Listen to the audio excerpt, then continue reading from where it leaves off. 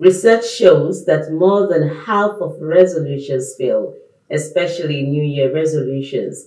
On this episode of Let's Talk, we will help you identify easy to work with resolutions and how to make them happen, either in marriage, business, or life in general. Hello and welcome. I am Olujo Kemosaku on Let's Talk. My guest is Pastor Grace Oloyede, marriage and relationship coach.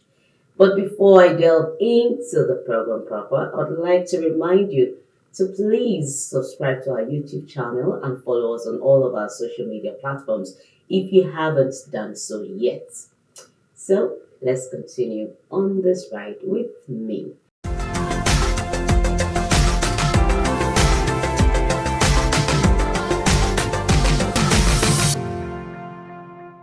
Thank you so much, Pastor Grace, for coming on the show. Thank you for having me. It's an honor. Thank you so much. Okay. Would you please explain resolution? What is it all about? Okay.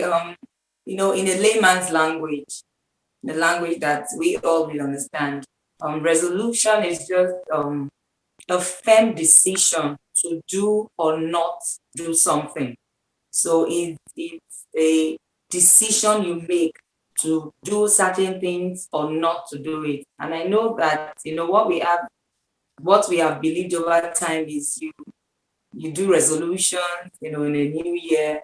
So every new year, everybody has this. Everybody is so excited. Everybody wants to make new resolutions, maybe from past mistakes, and then the new year, the euphoria of the new year usually comes with resolutions that I will not do this again. Okay, I will do this in the coming year, or I will not. So basically, that is what resolution is, a firm decision to do or not to do something. Now, is there a right or wrong resolution? Yes, there are right and there are wrong resolutions. And, like you said in the introduction, most resolutions fail. Most resolutions fail because most time people make the wrong resolution. And that is why it is important that we don't just make resolutions. You must be sure of what you are going into. You must be sure of these decisions you're about to make. There are certain resolutions that are wrong, and for these reasons they could be wrong. The first, for instance, if you have resolution that you have made, based on peer pressure, it's a wrong resolution.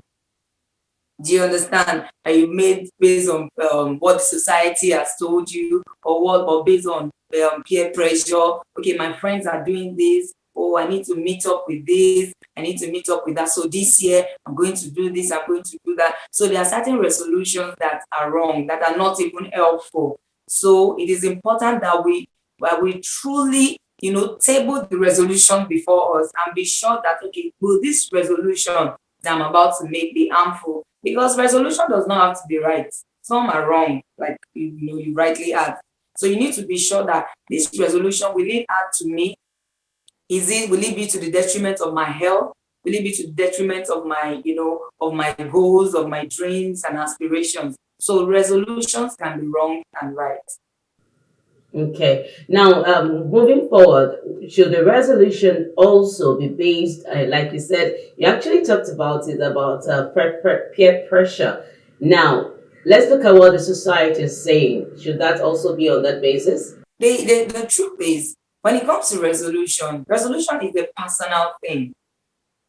So if you cannot make your resolution based on what the society is saying. Okay, now the society, okay, this is what is happening now. The society says you must look a particular way. Let me just use that as an example. Now the society is saying that there's a particular way a lady should look to be acceptable. Now, if you're making such resolution and you are going extra mile, you are ready to go extra mile, even at the detriment of your health, that is not. So we shouldn't make resolution based on what the society says, because really the society should not be the standard for your life. Because at times it's not everything society tells us to do, that is correct. There are certain things that society tells us. There are certain, mindsets that society has already created, or maybe a male or female and the like. So you can't really make resolution based on what the society tells you.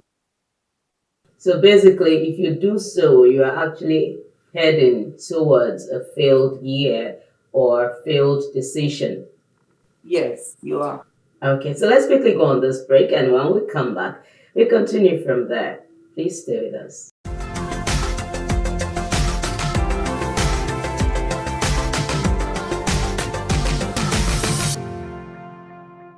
Hello everyone, my name is Janet Bablo and I'm here to talk to you about a show called Let's Talk. Let's Talk is a show on DNTWOK, DNTWOK on YouTube. I would like for you to, watch the show. I've been on the show. The show is educative, it's informative, it's amazing, and it's hosted by the one and only Oloyede Osako. So don't forget to hit the like button, make sure you share, and make sure you subscribe.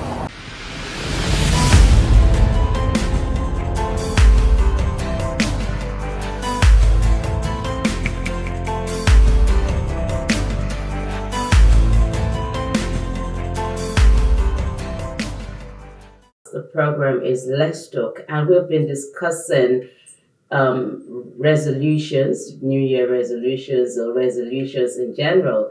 My guest has been Pastor Grace Oloyede, and she is very much around. So please stay with us as we continue on this ride.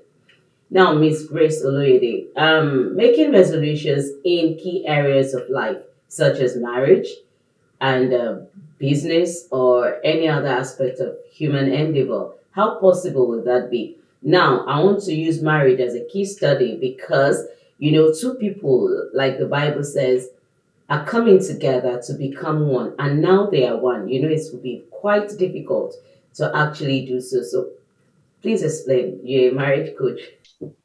Now, when it comes to resolution for, someone that is married, like you said, two has become one. So if you want to make certain resolutions, there are certain resolutions that you make that has a direct effect on your marriage.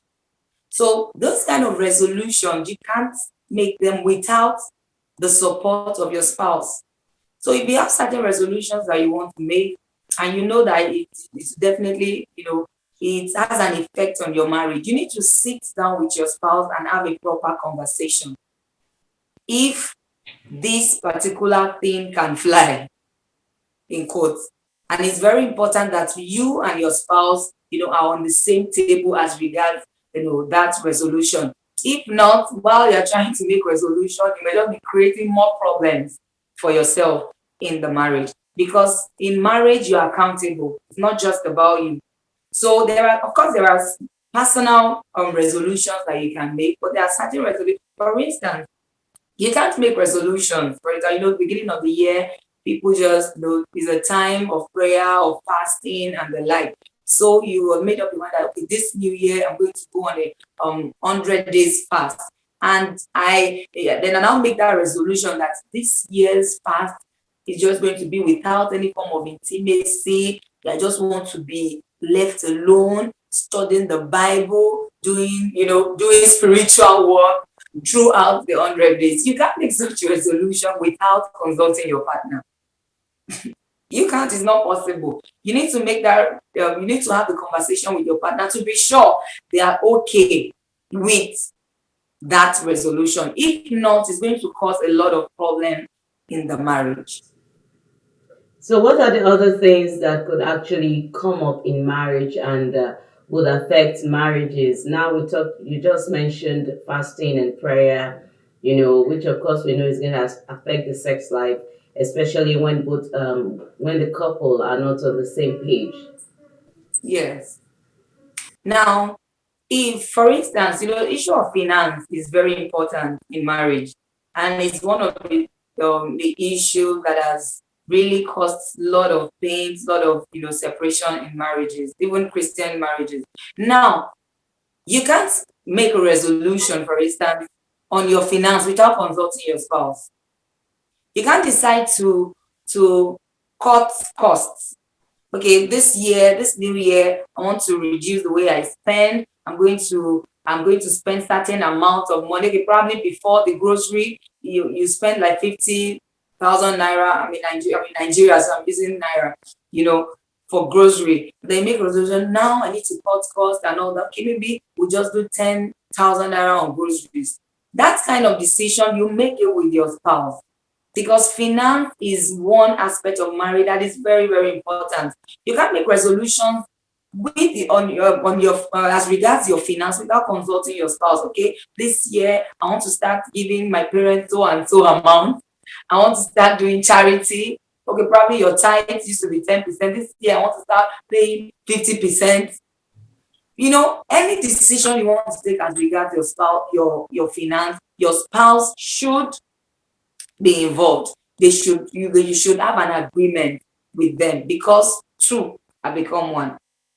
And also, when it comes to relationships, there are certain relationships, at times people make resolutions about relationships. Okay, there are certain relationships that I want to, mend. There are certain relationships I want to do away with. There are certain people that come into the house that I really don't want to take too much guests and the like. You can't take such on your own. You need to have a proper conversation with your spouse. And I know these things have actually caused issues in marriage, where people just feel they can just make decisions on your own. You can't really make such decisions on your own, because you are married and your partner needs to be in agreement with it.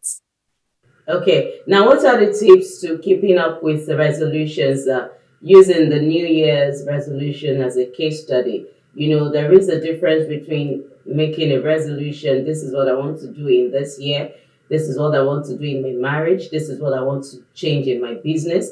And even for students too, this is what I want to do this year. Maybe the students, from being a 2-2, you want to get into 2-1. It's also a resolution. Maybe, okay, I go to classes at night. Now I want to change it to morning. I spend 1 hour reading. I want to turn it to 2 hours. Now, how can people keep up with this resolution so that they won't fall on the wayside? Especially, it's not easy to actually work with something if you're not determined. I think the one of the things you must do to keep resolution, just like you said, it's not just about making resolution. The aim is to keep this resolution, because you know that in keeping the resolution, it makes your life better, makes you a better person. Now, if you want to keep resolution, you need to understand the kind of resolution you are making. You can't just make resolutions out of peer pressure, like we said. You can't make resolutions that are not measurable. You need to make resolutions that are measurable, that are not vague. Because most times we just make resolutions that are vague, that even you don't even understand it. You just, okay, this year I should be able to make like 100,000, maybe 200. You are not even sure of what you want to, of the resolution you are making. So there must be an understanding of that resolution. There must be a decision in your heart that, okay, this, and you must understand what that resolution, the gain for you in keeping that resolution. Because at times, if we can, see the gain ahead, it helps us to keep pushing. It helps you to keep pushing. Like Jesus Christ said, he saw the glory ahead. So he was, ready to endure everything on the way. So you must be able to see the benefit of keeping that resolution. There must be a reward that you are looking at. That will help you, to strive. That will help you to do all it takes to keep that resolution. And another thing we must understand is this: when you're making a resolution, don't just make that resolution. You need to also put in place strategies to achieving that. So, for instance, like you said, someone wants to, okay, this year my resolution is to make a 2-2, maybe a 2-1 rather, maybe a 2-2 student. You must put certain things in place to achieve that. Okay, I need to go for night classes. I need to study more. I need to visit the libraries more. Now, I'm going to give you a personal experience. I used to bite my nails, and it's something I did for years. In fact, while I was in the university, my lecturer was embarrassed me because of it. And regardless of all the embarrassment, my friends talking, my fiance, then now my husband talking to me about it, it was not just working. So every year I always make resolutions not to bite my nails. I have it pasted on my wall everywhere. I will not bite my nails. And then the year comes and then I just bite my nail throughout the year. I made that resolution without having a plan, without having a strategy. And I was able to come out of this when I decided to put certain things in place. Like, okay, I don't want to bite my nails again. So what I'm going to do is to try to paint my nails frequently, because once there's a paint on my nails, it will be difficult for me to put it in my mouth. Mm-hmm. So I'm going to try maybe fix extra nails, fix an artificial nails for some time, because that would prevent me from putting my fingers in my mouth. And I was able to do that over time. Now I have, I think my nails are coming out. So if you have strategies on ways to achieve that resolution, because most times that is the problem. People just make the resolution. This year I want to do this year I will do this year I want to achieve this, without putting proper, strategies in achieving that. And another thing we must know is that self-discipline. Self-discipline is important in keeping. I don't think you can even keep any resolution without self-discipline. You must be disciplined enough, because the things you used to do that you no longer want to do again, you will definitely have the urge. You are human to do those things. So that is where self-discipline comes in, that you know that I need to discipline myself even when the urge is there, even when there are so much distraction, there are so many things distracting me from keeping this resolution. I need to, be disciplined enough, look past those things and stay focused, because it takes discipline actually to be focused. And resolution is about focus, that you just keep your eye on the goal. No, I need to achieve this, I need to achieve it, come what may, and you are able to skip through the hurdles to achieving that. Okay, I just want to pick out from what you just said. Why, for you to be able to overcome biting of your nails, you decided to do something you don't normally do, of which it's not also bad, but it's just a strategy that you needed at the time to achieve your desired goal, which is fixing your nails. Is this initially you don't do that, but you needed to come up with that strategy, and everybody around you understood that, okay, she's doing this because she wanted to get this result. And as soon as you got the result, you stopped, or did you continue? Yeah. The thing is, like, for instance, now I still fix my nails, but not always. Now, even when I don't have my nails fixed, I'm already used to not putting my hand in my mouth, because I have built that over time. So now is a choice. I can decide to fix my nails, I can decide not to. I've already achieved what I wanted to achieve by that resolution. Now, and even if I don't fix my nails, I'm not really worried, because I no longer put my finger in my. So that means if we want to achieve, keep certain resolution, at times you may need to go out of your comfort zone. Exactly. You may need to go out of what you are used to, to achieve your resolution, to actually keep your resolution. This reminded me of growing up. Our mothers, especially a child that sucks the thumb, they have to put either pepper or something bitter just for the child not to be able to suck the thumb again, or decide to tie something around the thumb. I think this is just another way. I'm really, really excited that you're able to share this personal experience with us, because it is necessary. It's very important to actually go out of your way to do what is right, just to get what you want, even if it's not comfortable. That's what she just mentioned. Do you have any final word? Now, what I'm going to say is this. At times there are certain resolutions you make, and along the way you drift. You don't kill yourself for it. You need to forgive yourself, because people make resolutions, and at the end of the day they were not able to keep the resolution, and then it takes them backward, like they become worse. For instance, maybe somebody has made the resolution not to do certain things that is not maybe healthy for them or godly for them and all that. And then along the line, they fell and made that mistake. And then they just feel, oh, that's the end of it. I don't think I can do this again. They now become even worse than where they're coming from. So if you make a resolution, some people have already broken promises they made to themselves.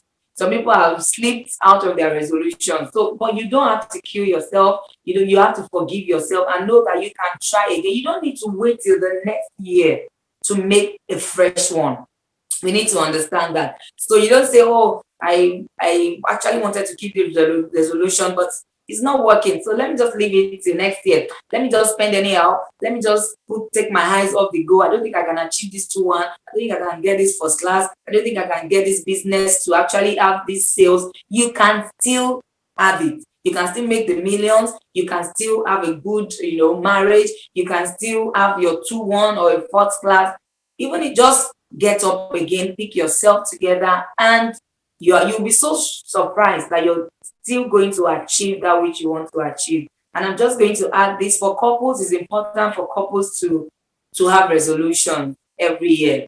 Yes, couples can have resolutions together, resolution to prioritize sex, to prioritize quality time together, to eat healthy, to make out time for each other. So couples can actually have resolutions together. That way they're accountable to each other, and it just makes life better.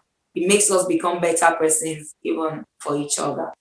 Thank you so much for this beautiful time with you. It's really a learning time. Thank you once again.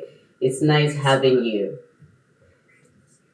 And to you out there, I hope you've been able to learn one thing or the other. If not for anything, the experience. Some of you might be going through something like this too. You have something you couldn't really share with people, or you have something going on with you that a couple of people have been telling you you have to stop this, because resolutions is also about attitude, character, what you do that you don't want to do anymore, and achievable results that you want to put in place. So I'm going to leave you with this word, just like she said. She said resolutions are achievable only if you are disciplined and have a proper strategy in place. So it's not just about you making talks. It's not about just talking. It's about doing. Until next time, when I come your way again with another exciting topic, I remain Oloyede. Goodbye for now.